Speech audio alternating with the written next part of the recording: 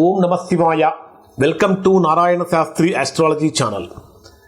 2025 సంవత్సరం సెప్టెంబర్ 28వ తేదీ నుంచి అక్టోబర్ 4వ తేదీ వరకు వృషభ రాశి వారి యొక్క వార ఫలితాలు ఏ విధంగా ఉన్నాయి?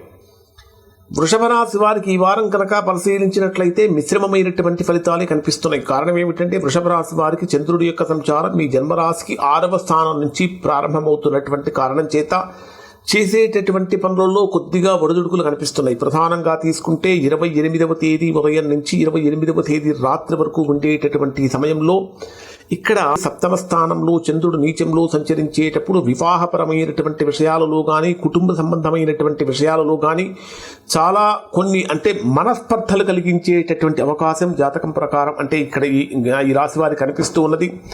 అయితే 28వ తేదీన ఏదైనా సరే వ్యాపార సంబంధమైనటువంటి అగ్రిమెంట్స్ చేసుకోవడానికి అంత గొప్పగా ఉపయోగపడదు.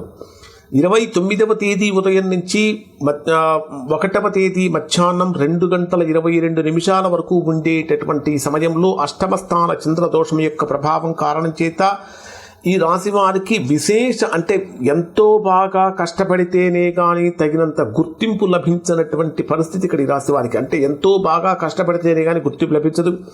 అయినప్పటికీ కూడా కొద్దిగా పై అధికారుల నుంచి ప్రశంసలు అనేటటువంటి వస్తూ ఉంటాయి. అదనపు బాధ్యతలు అనేటటువంటి ఖచ్చితంగా వృషభ రాశి వారికి వచ్చే అవకాశం ఉంటుంది. వ్యాపారపరమైనటువంటి ఒప్పందాలు 29వ తేదీ నుంచి 1వ తేదీ మధ్య పనికిరాదు. 1వ తేదీ మధ్యాహ్నం 2:22 నుంచి 3వ తేదీ రాత్రి మధ్యలో చేసుకునేటటువంటి వ్యాపార సంబంధమైనటువంటి అగ్రిమెంట్స్ చాలా అనుకూలంగా మారతాయని చెప్పాలి.